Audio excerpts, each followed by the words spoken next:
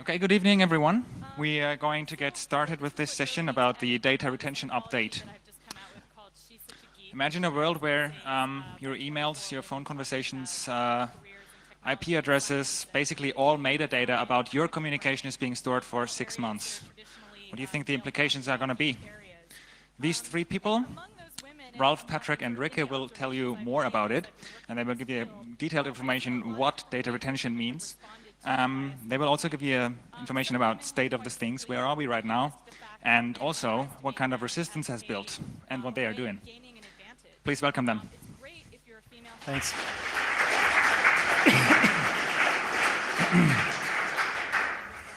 Yeah, thanks for coming in these big numbers at this late hour. The Data Retention Directive, the European Union Data Retention Directive, has been passed by the European Parliament a bit more than a year ago. And I think in May it entered into force as official European Union law. So what we will try to do here is tell you a bit, for those who haven't heard about it before, what data retention is, about the directive, what's in it, what it means, and about what has happened on the national level so far. We're going to have a case study presented by Reke on Denmark, because Denmark is pretty advanced in this implementation on the national level. And we're going to tell you about how people have fought and are still fighting against this thing, politically, technically, and legally. Okay, so very quickly, some questions, just for meditating a bit.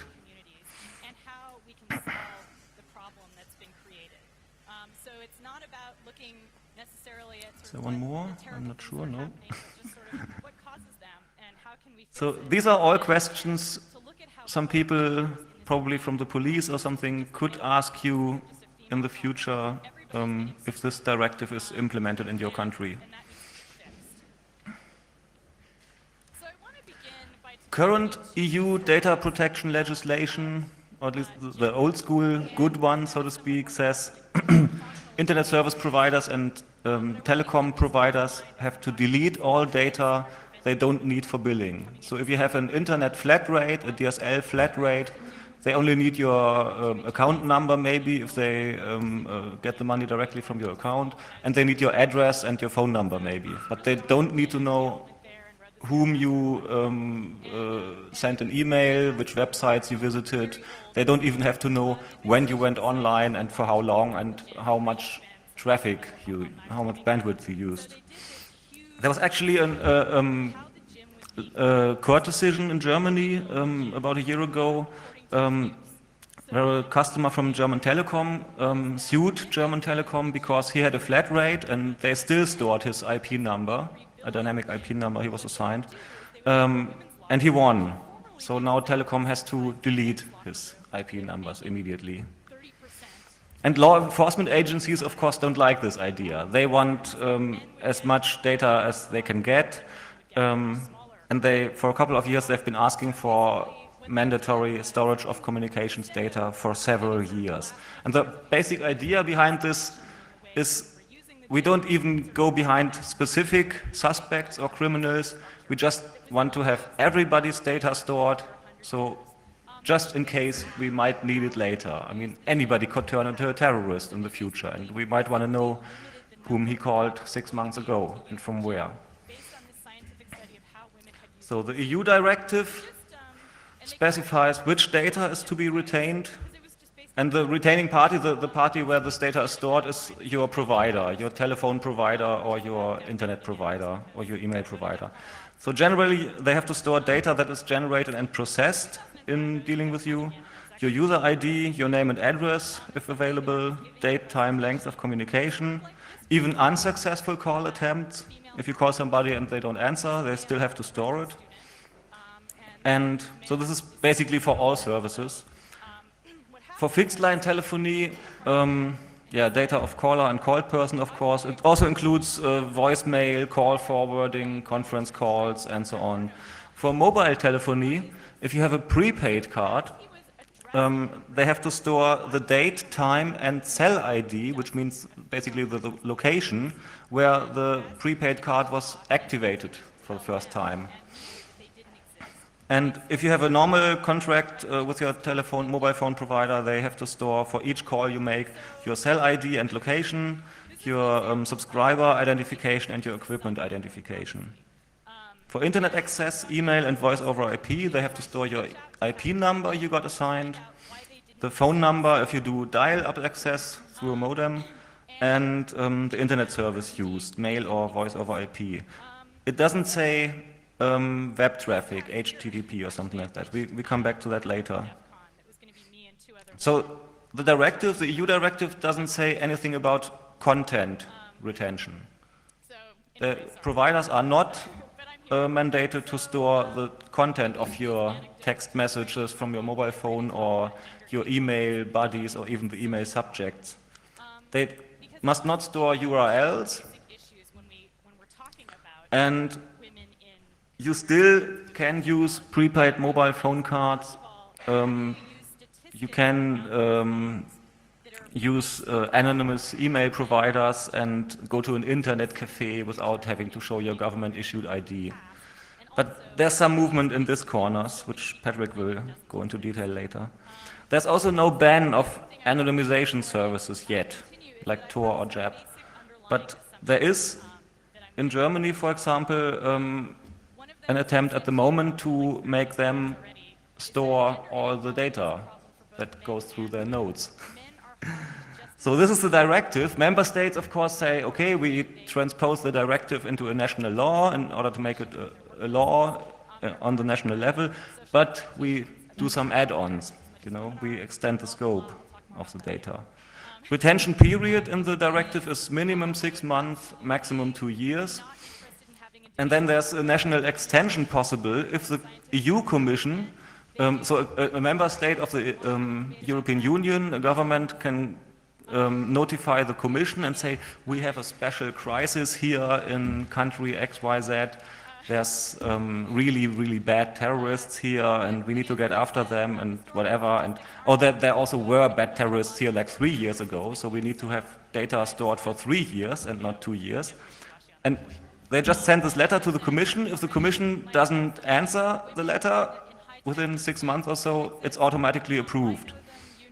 Poland wanted 15 years in the beginning. Scary shit. So the question then is, who gets access to this data once it's stored with a provider? It's not some government database, it's still your provider, your telephone provider, your internet provider. This is regulated in national laws. The directive only says government agencies can only access this data in specific cases, so they don't get the full database dump. But it's not really clear if this is for serious crimes only. In Germany, the draft bill that was published a few months ago says it's for serious crimes, but also for any crimes committed online. Well, music industry, I hear you. The transmission of this data to the law enforcement agencies and so on has to be done without undue delay, according to the directive. That could mean remote access. We have these cases with interception by intelligence agencies. And the directive says the data is only to be given to competent national authorities. Who might that be? So, implementation. The member states of the European Union now have time until 15th September next year to implement this for telephone data and until 15th March 2009 for internet data if they announced a reservation on internet data in the council meeting, EU council meeting when the directive was adopted. But of course they can implement it earlier, no problem.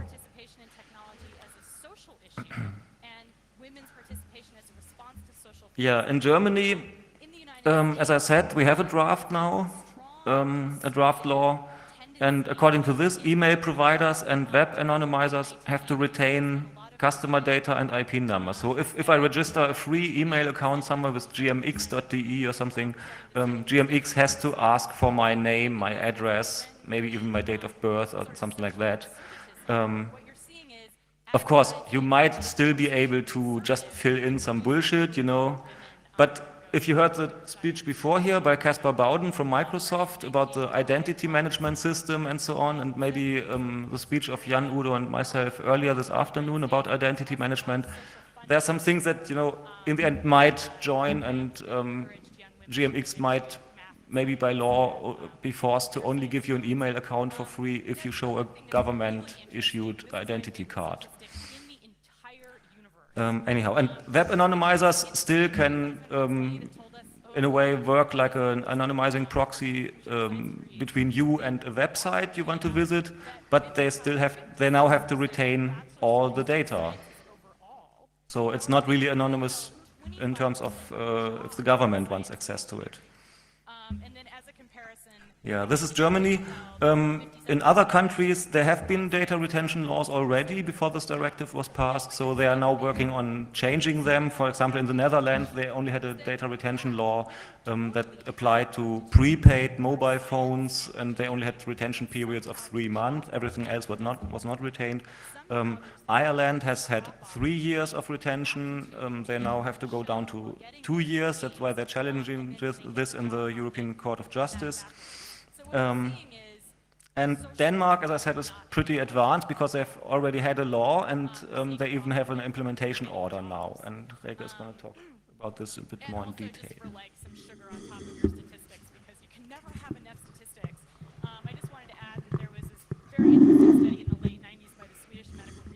Thank you. Thank you for inviting me. It's really nice to be back in Berlin. This is still you, Rolf. You missed one slide, but anyhow. Okay, I'll talk a bit about the status of data retention in Denmark. And then we'll finish off with a bit about the European opposition to data retention and what we can do next, and maybe we can, in the discussion, touch upon which role some of you here at CCC can play in this. Actually, in Denmark, the whole issue of data retention goes back till June 2002, where we had our first anti-terror law adopted with data retention as one element for 1 year. It was traffic data, it was not content data, but it was at that moment unclear to which extent it would be only email communication or whether it would also encompass web traffic browsing data. It's to be used for investigation and prosecution of criminal acts. That's a pretty general statement. But if you then look into another piece of legislation, which is actually our Administration of Justice Act, which basically regulates how you can get access to communication data, then you see that it's only for crimes that are worth 6 years or more in prison. So compared to, for instance, the current draft in Germany, this is a relatively high crime status. The anti-terror law was adopted more than 4 years ago.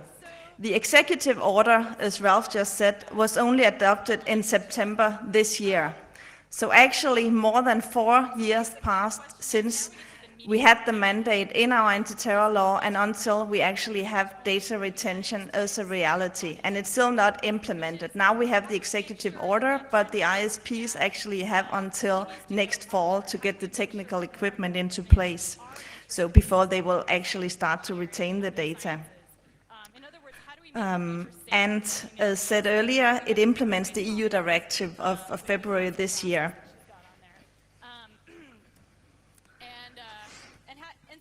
If we look back at the process over the last 4 years, there was a very strong opposition in Denmark when the first draft on data retention was presented. Actually, it was a bit ironic because the anti-terror law with the data retention provision was rushed through Parliament, and there was very little opposition at that point. And it was rushed through Parliament because of the urgency of the proposal. That was the political argument. But after that rush, it actually took the Ministry of Justice and the Ministry of Technology several years to come up with the first draft on how they could then actually implement data retention. And why was that? Well, that was, among other reasons, because that there were many more technical implications that were ever foreseen when they first did the anti-terror law. And the ISPs in Denmark went out pretty strong in the press and really opposed it for a number of reasons that I'll come back to. So the interesting thing here, and this is why I've called it policy laundering, DKEU, is that when the process starts at EU level, we have data retention stipulated in our anti-terror law, but it's not implemented, and there hasn't yet been a proposal that could gain wide acceptance amongst ministries and industry in Denmark. So it's not a reality, but the process starts at EU level, and actually the Danish Minister of Justice is very active in promoting it at EU level. And even there were even quotes in the Danish press with arguments such as the data retention at EU level is building on the positive experiences from Denmark at a point in time where we hadn't been able to implement it for 3.5 years. So that was quite ironic. And only after the EU directive was adopted in February this year, they were able to rush it through the new executive order that was adopted this September. Yeah, this is a quote that is often quoted from our Minister of Justice. That was at a point in 2005 where the Parliament were very critical towards the European draft. And she went out and said, are we most afraid of the European Parliament or of terrorism?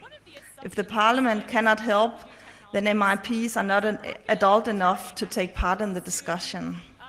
So this was an illustration of the way that the debate was going back and forth at that point in time, and it was really hard to raise critics also at the national level. If we then look at the implementation of data retention in Denmark, the current executive order that we have now, to a large extent it follows the EU proposal. It's data that's generated or processed in the ISP's own system. There is no obligation on ISPs to invest in new system, in new technical equipment.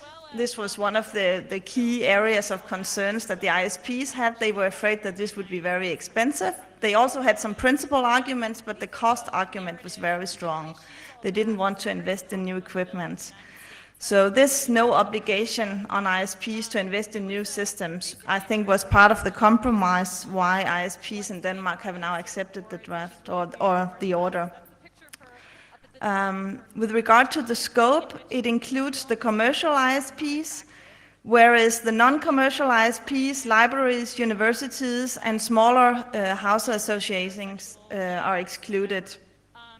It includes session logging, which is something new compared to the EU directive, which I'll come back to. And it also says that there should be 24/7 point of contact at the ISPs. And for that reason, there should also be some security cleaning of some of the staff at the ISPs that can assist the police in handing over the data. If we look at the type of communication devices that it includes, for fixed line and mobile phones, it's pretty much the same as what Ralph just went through with regard to the EU directive. I've underscored last cells ID and physical location because that was the only difference we could find on this one compared to EU. But then if we look at the internet data, then we have this, this provision on session logging. I'm still not certain that I completely understand the use of it, but it says that they must retain the first and last packet of every internet session of every individual user or every 500 packet. And the ISPs I've spoken to, they said that this first and last thing, they are not going to do that. So they will go for the every 500 package. And for that one, it will be the IP address, the port number, and the transport protocol. And then the rest of it is pretty much the same as EU level, except location and ID of hotspots. That's in addition.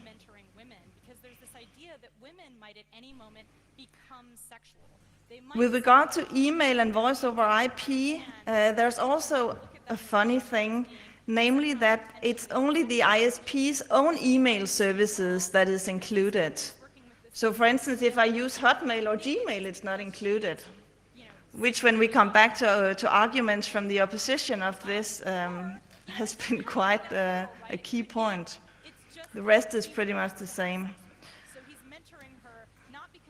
So if we just take a short look at some of the arguments that have been raised by the opposition, and the opposition to this, as I've said, it's been digital rights, a Danish NGO that I'm a member of, or a board member of, which is involved in European digital rights, which I'm sure some of you have heard of. We've been active, we've been vocal in this, also the National Human Rights Commission, the Data Protection Agency, the Association of Lawyers, IT Political Association, and a few other organizations. But in general, it hasn't been that large amount of voices, also because Denmark is a small country. So. But if we go through the arguments, the first one I've put up here is that it implements a surveillance infrastructure. It's basically the data retention directive at EU level and at national level basically implements a surveillance infrastructure. So whether these data are used or ever accessed or not, the structure is there. The structure is there for future use, and it will take years to pull it back, if ever. I think this is very important to remember, because often we are told that but okay, I mean, these data will only be accessed if it's really serious crimes at stake, in the Danish case at least. But still, you have the surveillance structure there to an extent that you've never seen in the physical space. Also, the whole idea of data retention does not respect a very fundamental principle in a society based on the rule of law, a free and open society, namely that you are only pulled out for investigation is if there's a concrete suspicion that you've done something wrong. I mean, there's certain borders between the state and the citizen that law is set up to respect. And here you basically retain data just in case. It's not because that I'm under concrete suspicion for anything. All communication data is retained just in case. So this fundamental balance between the state, law enforcement, and the individual freedom and the reasons for basically crossing that line has been moved with this draft. And this is something that has been raised, for instance, by Article 29, which is an expert group of data protection agencies at EU level, and also by Privacy International in London. From ISPs, the argument often goes that they don't want to police internet users. Their business is to provide telecom. It's not to be policing. Then they would be in a different business. Another argument is that they don't want to bear the extra expenses. This is a waste of money. It will cost tons. In Denmark, they've estimated between 100 and 200 million Danish kroner is what it will cost them each year. Yeah, and because there are these many exemptions, there are all the institutions that are not included, and there are also all the services that are not included. So basically, you're building this expensive, invasive surveillance infrastructure and it's relatively easy to circumvent it if that's what you want. It's also, from an individual user point of view, relatively easy, at least if you have some technical knowledge, to disguise your own communication. And finally, there is still very little data, very little information on the actual effect of this provision. So we are rolling out this very strong measure, and you know very little about will it actually help. I mean, the whole point of it is to prevent terrorism. That's why we're doing it. So, but we don't know very much about whether it will have that effect to any extent, because it's not really in practice anywhere. I've just taken this one quote from a tele manager at the biggest ISP we have in Denmark. He's been very vocal in the whole debate. And he says, the ambition that all communication must leave track to be retained for police investigation is simply against the basic philosophy of our society. This part I like a lot. And then comes the second part. It's also contrary to the way telesystems are designed. So what do we do next? Data retention in Denmark is a reality now. At first it was hard to get it through at the national level, but after it was adopted at EU level, the battle was pretty much lost in Denmark. Industry has accepted, but as Ralph mentioned, and as Patrick will also talk about, there's a growing opposition in other EU countries, not least Germany. There is a legal challenge in Ireland at the moment of the directive, and we don't know. I mean, if I'm to have a little bit of optimism, it might have an effect on some other countries, including Denmark. Also, at the Danish level, we will need to do a review of our anti-terror legislation and the specific provision on data retention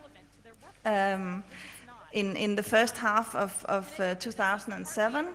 So there's also a slight chance to open some arguments, but also to be realistic, it's probably very unlikely that it will be pulled back at this stage. So we're seeing a lot of this stuff, and the problem is that, first of all, women are placed in a position where they're told they have to choose between work life and home life. Thank you, Rike, for that overview of what's been happening in Denmark. I will now give you a short a rundown of opposition and resistance to those plans on data retention. We haven't given up all hope yet in Germany, and we hope that we can do something about it either on the political level before implementation, or if that's not possible, on the legal level after implementation. So let me first show you the legal arguments that we put forward against this measure. First of all, first argument is that there's a lack of a legal basis for this directive on data retention. The European Community can only legislate in certain areas, and public safety and law enforcement is not one of those areas. We've had a ruling of the European Court of Justice earlier this year on the transfer of passenger name records to the US. You might have heard of that. And the European Court of Justice annulled the European Community legislation on that, saying, I can quote that from the decision, that decision concerns not data processing necessary for supply of services, but data processing regarded as necessary for safeguarding public security and for law enforcement purposes. So the argument goes that the EU may only legislate on matters, on data that is necessary for a supply of services, and the transfer of data to the US is not necessary, just as much as the retention of communications data is not necessary for the business of ISPs or telcos. So there's a good chance, and I'm pretty sure, that this directive on data retention will be annulled on the basis of a lack of a legal basis. The reason why the EU has decided to implement data retention as a directive is that this judgment of the European Court of Justice had not yet been released. It has only been released in May, whereas the directive was decided on in February or March. If that had been known, I'm sure that they wouldn't have enacted it, and therefore I'm sure that the directive will be annulled for this formal reason. The second legal argument we put forward against this is a human rights argument, which is sounder because it applies no matter which legal basis you use for data retention, and it's the argument of disproportionality. The European Court in Strasbourg, which legislates over the European Convention on Human Rights, has always stressed that the right to respect for private life and for private correspondence may only be interfered with in exceptional cases. You need a pressing social need for interfering with it, and the measure needs to be proportionate to the legitimate aim to be pursued. The court said in a case from 1978, and I may quote it here, the court stresses that this does not mean that the contracting states enjoy an unlimited discretion to subject persons within their jurisdiction to secret surveillance. The court, being aware of the danger such a law poses of undermining or even destroying democracy on the ground of defending it, affirms that the contracting states may not, in the name of the struggle against espionage and terrorism, adopt whatever measures they deem appropriate. So the court has made it rather clear that there are limits to what we need to accept, to the interferences we need to accept in our rights. And I believe that when the interference becomes the rule and the norm rather than the exception, that this red line would have been crossed and that the courts would hold that to be disproportionate. Because on the one hand side, we have this retention of private data on our lives for everybody, for all citizens, for the entire country, for the entire communications of 365 million Europeans. And on the other hand, you have very little to get out of it. You might be able to solve some crimes, but it will probably be lesser crimes, less serious crime, and you won't be able to prevent crimes, and certainly not terrorism, because there are technical ways of circumventing this data retention. So that's the argument of disproportionality. It also goes for the right of freedom of expression, which covers press freedom as well, because if you know that your communications will be retained, then you won't feel free to express yourself, you won't feel free to give information anonymously to members of the press, for example. There's also the right of protection of property. I think that providers cannot be obliged to retain data without any compensation, as the German government wants to.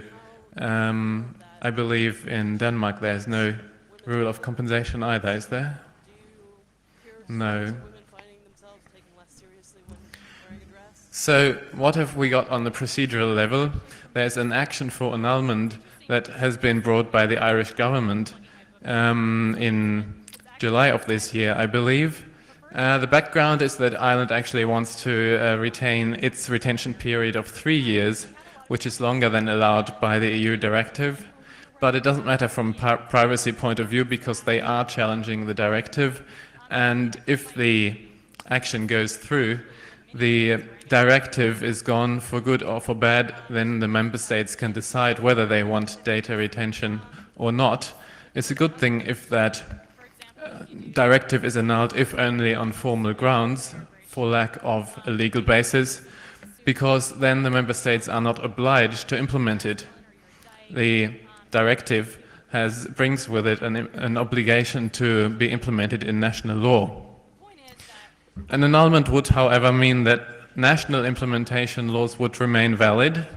they would not cease to exist. And also, it would remain possible for the EU to enact a framework decision. A framework decision is a legal instrument in the domain of public safety and prosecution of crime, meaning that the formal problem of a lack of a legal basis could be circumvented using a framework decision. You don't need the consent of the parliament, but you need an unanimous vote of all member states.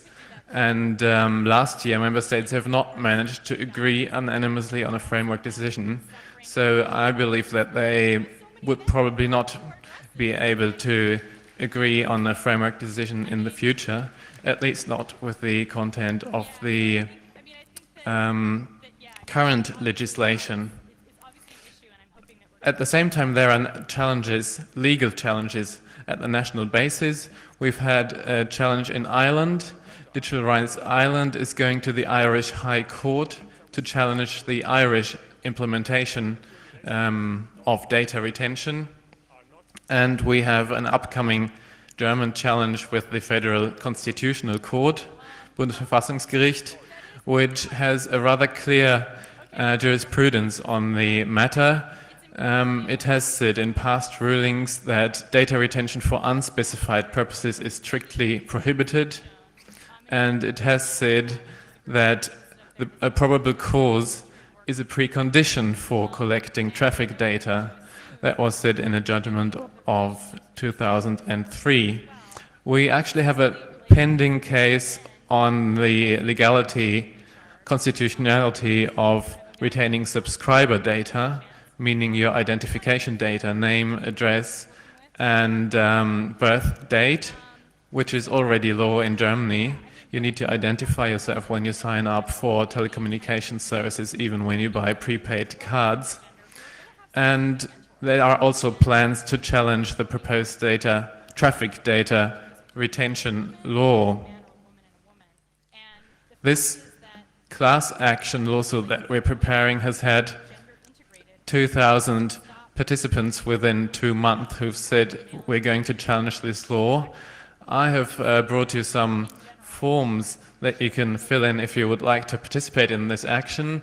On each chair opposite the entries there should be some forms. Some of you may be sitting on them. If you could just put them out, and it's for free. You can participate in this action. You can tell our lawyer that I support this action, and you can thank you.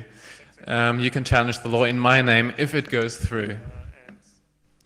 We will apply to the Federal Constitutional Court to have the law suspended preliminary to stop it from entering into force, and then we will ask the court to submit the case to the European Court of Justice to decide whether the directive on data retention is legal. Politically, if you would like to to oppose this proposed data retention, I suggest you could write letters to parliamentarians. That goes in all countries, but in Germany we've set up a website that you can use where your protest letter is sent to all members of the ruling parties. We have also had a media campaign asking media to report on data retention because many people don't know what it's about. We've had bloggers who kept reporting about the latest developments, and we've taken it to the streets by demonstrating in Berlin and Bielefeld against data retention and surveillance more generally. I think this photo goes to show that it can be very fun to join the resistance movement. If you want to protect yourself, use anonymous, unidentified, or anonymizing services. For example, use prepaid mobile phone cards that are not registered in your name. Use Tor or JAP to anonymize your web traffic. Request data deletion. In Germany, you have the right to ask for billing data to be deleted monthly. And ISPs are not allowed to retain data at all, as Ralph said. Make sure that they don't. If you're a developer or a coder, I would like to see a tool for anonymous remailers that is easy to use, sits in the tray, and that, you know, sends your emails via anonymous remailers. We'll need that from a few years on when retention of email data becomes reality. If you would like to help us resist this law, spread the word, write letters to parliamentarians, request media reports, ask your favorite TV stations to report on this law, and support the class action. We've handed out the forms, and maybe join our group Arbeitskreis Vorratsdatenspeicherung, which Ralf and I, among others, are members of. We have a meeting tomorrow at 3 p.m. in Saal 4 to discuss what we're going to do next year to discuss measures against data retention, or visit our website. It's hard to say. I don't know of any laws that force companies to employ 50%. It's actually great to be back here again, because at last year's Congress, exactly a year ago, we had the first physical meeting, face-to-face meeting of like the founding group, so to speak, of what later became the working group on data retention, Arbeitskreis Vorratsdatenspeicherung. And we were just like 20 people here scattered all over the Congress, meeting for 1 hour and exchanging emails. And now we have, I don't know, a couple of hundred people in our email list. We've had 2 demonstrations. We have 2,000 people who sent a letter to our lawyer to challenge this law if it becomes implemented. We have 8,000 people who at least registered for this class action online already. So it's pretty encouraging, in fact. And we created some unrest among the Social Democrats in Parliament, and we heard that our Minister of Justice, Brigitte Zypries, goes ballistic when somebody ever even mentions the word data retention. So the thing is, this is of course part of a more or less global development. It's not just an EU thing, and we don't believe that if we manage to stop this specific project and this specific law on the German level, for example, then everything will be fine. That's of course wrong. In the US, the debate about data retention has just started this year. Funnily, when US politicians talk about data retention, they never mention terrorism. They only talk about it in relation to child pornography. So you can see they want the same, and the arguments for why they want it is basically exchangeable. We might see, or will probably see, if this gets enacted and we really cross this watershed, we will see some mission creep. We will see web traffic data retention for sure. We will see, if storage becomes cheaper and cheaper, content data retention. And of course, this creates functional needs. So it might, in the end, completely make illegal anonymous internet access. So this sounds like China or other countries at the moment, but it could be reality in the EU in the next few years, if people don't stop it. And we see a development towards retention of other data.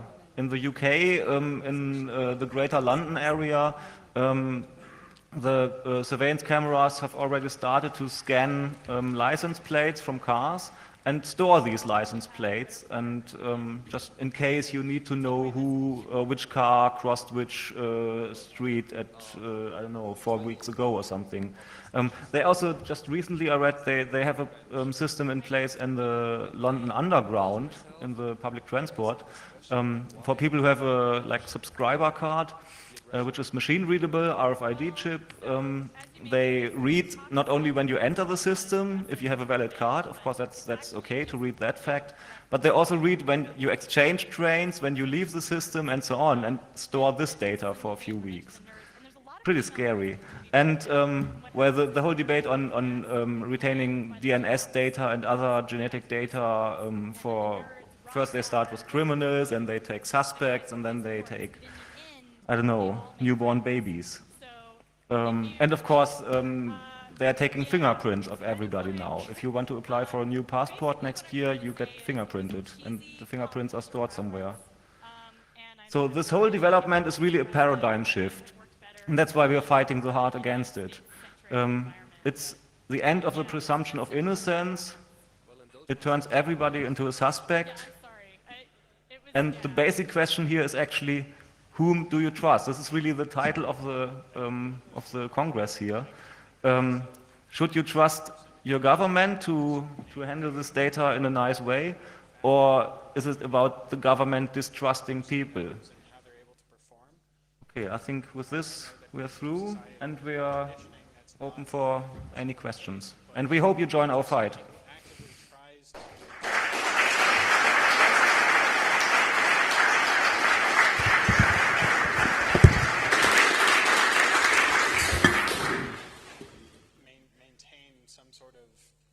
As you know, Brussels is currently working on an intellectual property enforcement directive for criminal enforcement of intellectual property, and most people believe that it's really targeted against P2P file shares.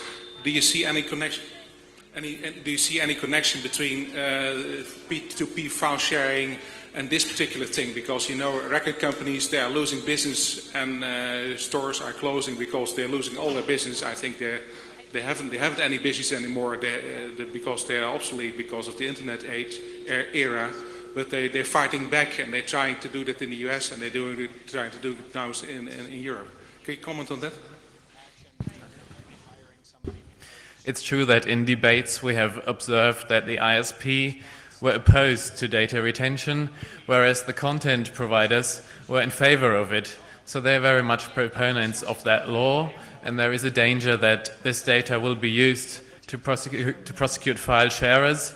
In Germany it will become reality because, as Ralph said, this data can be accessed for any crime committed online, including of course infringements of intellectual property law. So you'll be able to prosecute file sharers using the data that your ISP stores. This person has used this dynamic IP address. I have 3 comments. Maybe one of those is a question. The first one is I want to know what Ireland, as a state, or the government, wants what kind of arguments they want to put forward in the ECJ trial. Is it about the first pillar against third pillar argument? I think either they think this directive on the co-decision with the Council and Parliament was illegal, and they wanted some kind of a veto right in the Council where they need unanimity. I think that's what they want. And if there will be some other country, I don't know if there is a deadline, but if there will be another country that will ask the ECJ to challenge the directive under the other community law that the ECJ can interpret. That's my first question.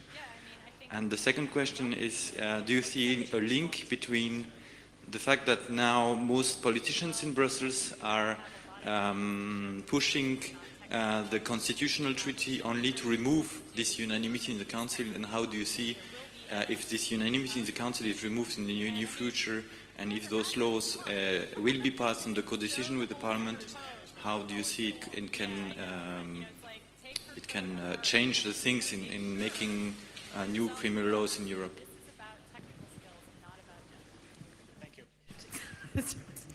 Well, first question, Ireland argues merely for the lack of a legal basis. So Ireland doesn't say this directive is disproportionate. It couldn't, because it has had data retention even before the directive came through.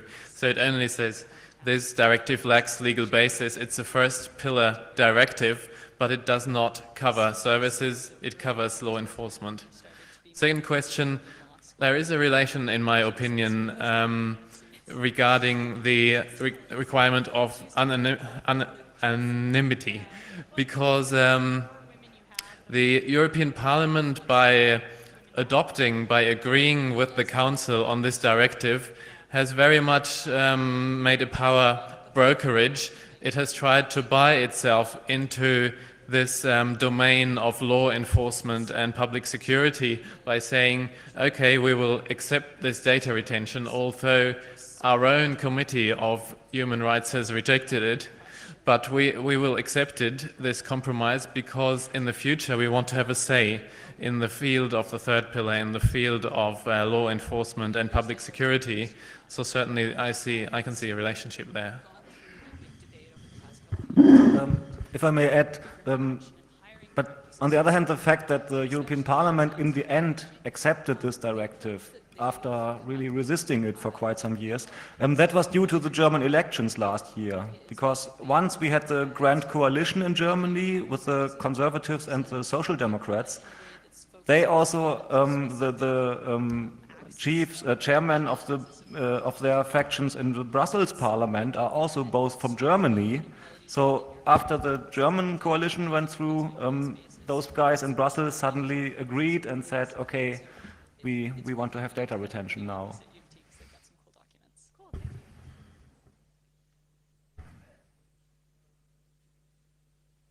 Yeah, well, we are running out of time, so is there any... Small question for Rikke.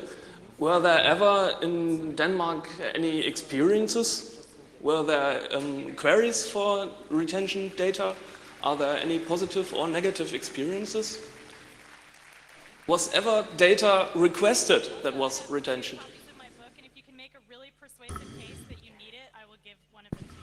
It actually is not implemented yet. That's the ironic thing, that it has been stipulated in law since June 2002. And now the executive order that has been the long-awaited order to basically implement it has been adopted in September, but now the ISPs has until fall next year to basically bring the technical equipment into place. So there is no experience still. It's been a process now for 4 years. And that's the ironic thing, that when Denmark was promoting it so much at EU level, there were no experiences in Denmark. And then afterwards, when it was adopted at EU level, that was used as an argument in the national debate. I can maybe fit in the slide I forgot earlier. The directive also has a provision saying after 3 years we will have a review of the directive and see if we really need it in the future, if we need to change it and so on. So this is the part where they really try to work with data on successes and so on and really see if this instrument is needed at all. The problem is the review, according to the text of the directive, is done based on access statistics, which means every time the law enforcement agencies ask for data, this is counted in the review, but it's not based on charges or even convictions. So it's just done on the basis of demand by law enforcement agencies, but not on the basis of when it was really needed to convict people. And there's no sunset clause for the directive also. So we might never get rid of it if the court doesn't abandon it. I can contribute something to that question as well, I hope. There has been a study by the German Federal Criminal Agency that says that in 280 cases, the traffic data has not been available that would have been needed to prosecute crimes. Sounds a lot, but it's actually a very small fraction of all crimes that cannot be solved. Every year there are 2.8 million crimes in Germany that cannot be solved, mostly for lack of traces. And of these, it's only 0.06% or something that could not be solved because of a lack of traffic data. So we don't think it's a case for that it's necessary to retain all of that data. I have two questions. First, what exactly is the definition of an ISP in the legislation? Is it anyone who provides IP access to the end user? Does it include server hosting facilities? Second question is, you said that non-commercial ISPs are exempt from that rule. That was new to me. I knew that in the Telekommunikationsüberwachungsverordnung, any ISP who has less than 1,000 customers is exempt. And I just want to get the confirmation on this, that any ISP who works non-commercially is really exempt from the European data retention rules. That was how I understood it. I think I was referring to the non-commercial ISPs with regard to the Danish implementation, because in Denmark there's exemption for non-commercial ISPs and also for smaller housing associations. And what exactly is an ISP? That was the first one. And do you maybe know what the German law says about non-commercial ISPs? It's actually pretty identical, European directive and the German law in that domain. ISP is any provider of access to the internet, meaning it covers the traditional ISPs like T-Online or whatever, but also hotspots and wireless LAN providers.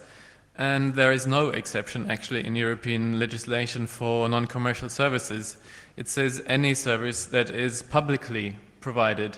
So if you have a wireless LAN that you privately offer for free, but open to anyone, then you would be obliged to retain the IP addresses you assign to users. You're not actually obliged to identify them according to the European law or according to the draft German law. You're not obliged to identify the users, but you're obliged to retain the traffic data, the IP address, that is.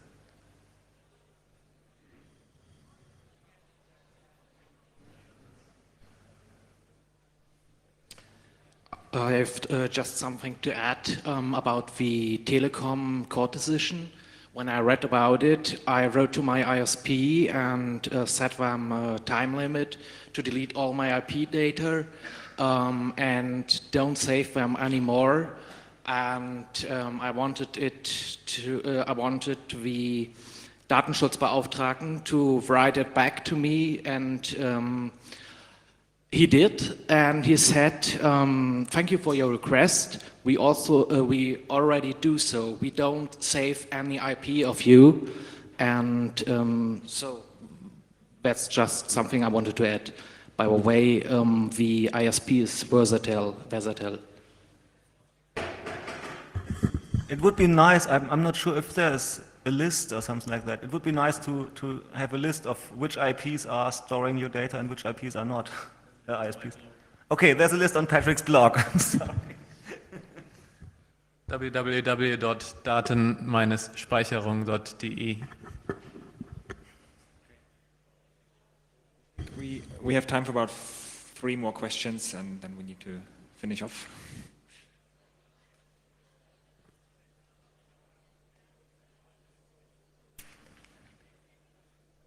Again, another question.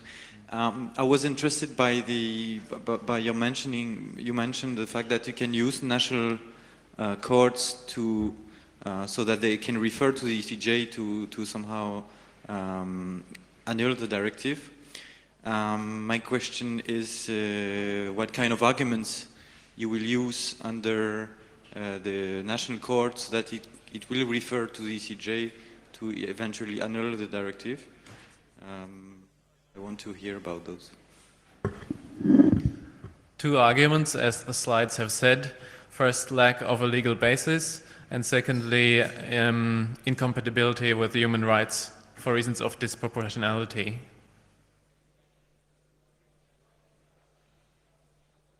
There's actually at the moment a discussion in Germany on whether this directive needs to be transposed at all. Some argue, namely me, that it is actually inexistent. The European Court of Justice said that if a legal instrument is gravely, erroneous, if it has grave errors and those are actually obvious, that it is inexistent and it doesn't need to be transposed even before the European Court of Justice has decided on it.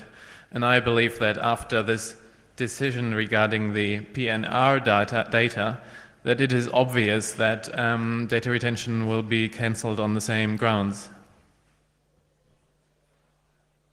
So I had a technical legal question and a question about data mining. And the technical legal question is, supposing the Digital Rights Ireland suit is ultimately successful at Strasbourg at ECHR, of course, all EU member states are signatories to ECHR, but so are many other countries. But the European Commission, at least before there is a European constitution, is not a signatory state of ECHR. So if a case was to succeed against one country under ECHR, would that decision be binding against other EU member states, or would it have no necessary connection with other EU member states? And the second question about data mining is one of the things I've always worried about, particularly with the British proto-data retention law of 2001, is the terms of that law do not say that the access to data has to be on an individual case-by-case basis.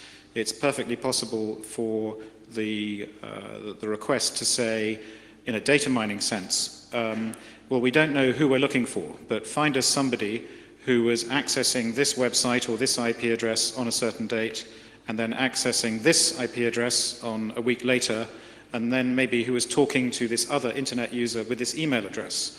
So the request can actually be formulated very abstractly as almost an open-ended data mining query against a particular ISP's entire body of data. Do you know if this varies across any transpositions that have so far occurred, or if the directive itself would hinder or allow that sort of data mining query?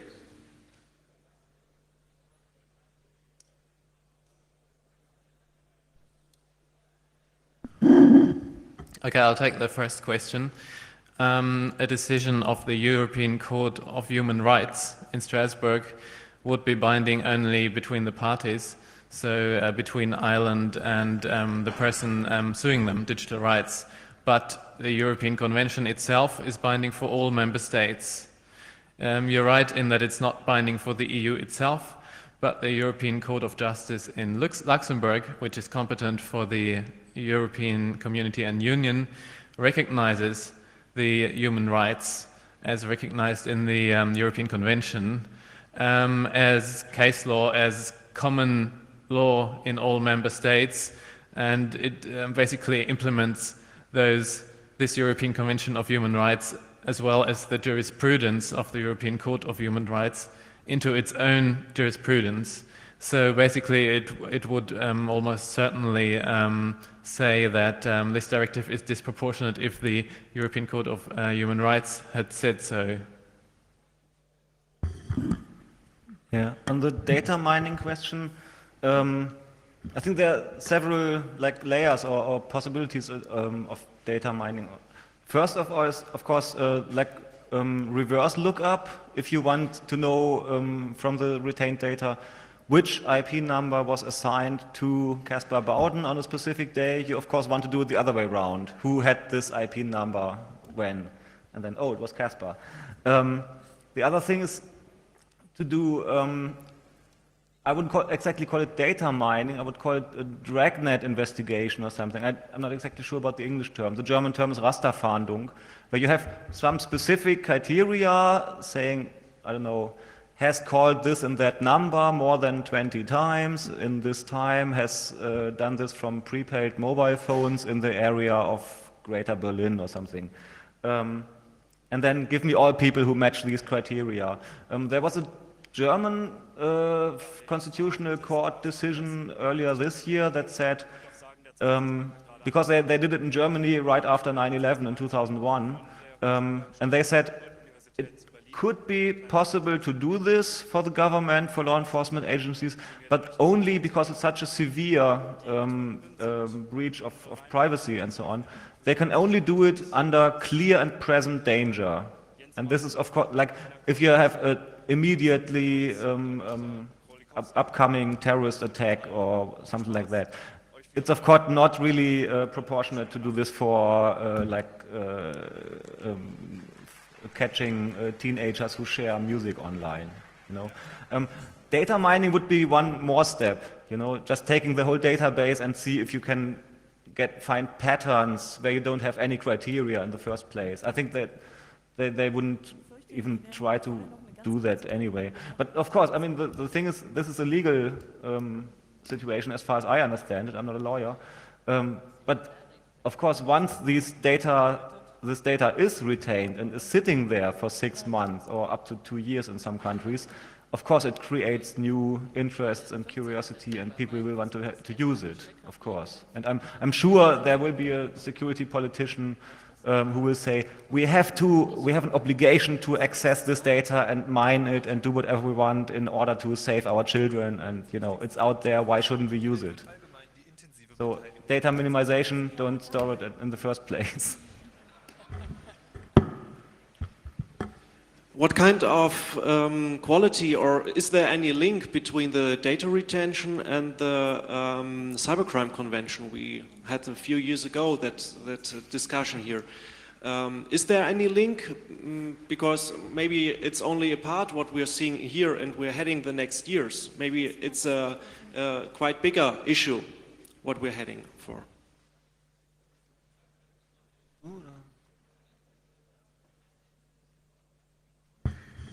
Well, I think with regard to the Cybercrime Convention, it's a bit ironic that that NGOs thought that it was so horrible at the time, and now looking at it from the data retention perspective, it looks almost okay when you read through the paragraphs. As far as I recall, the Cybercrime Convention has content data for a shorter period, for a 3-month period.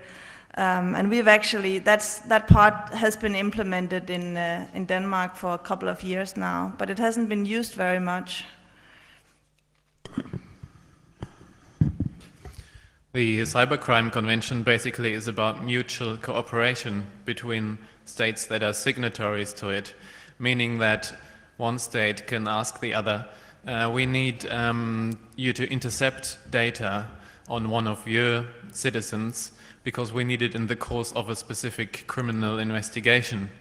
And it doesn't require data retention, but it uses data preservation, meaning that one member state can ask another to have data preserved that is already existent, or one member state can ask another to have data recorded for the future that is not yet existent. But it doesn't say anything on data retention. So how this is important in relation to data retention is only in regard to the access to data that is already existent.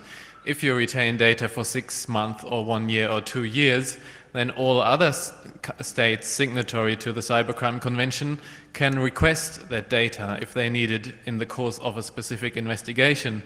And there are states among that, like the US, like Azerbaijan, and Eastern European states or Russia, where you can't be sure at all what will happen with that data that you have forwarded. I mean, you forwarded it for a certain specific case, but the Department of Homeland Security may well retain the data for another 40 years.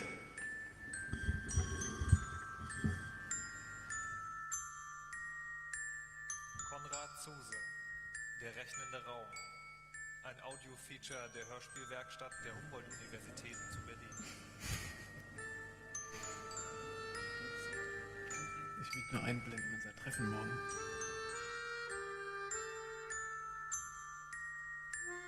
Professor Konrad Zuse. I'm just showing you here the date of our meeting tomorrow, 3 p.m. Saal 4, if you would like to discuss campaigns that are planned for next year against data retention of the German Working Group on Data Retention, but it will be held in German and it will be a working discussion, but it's public for everyone to join.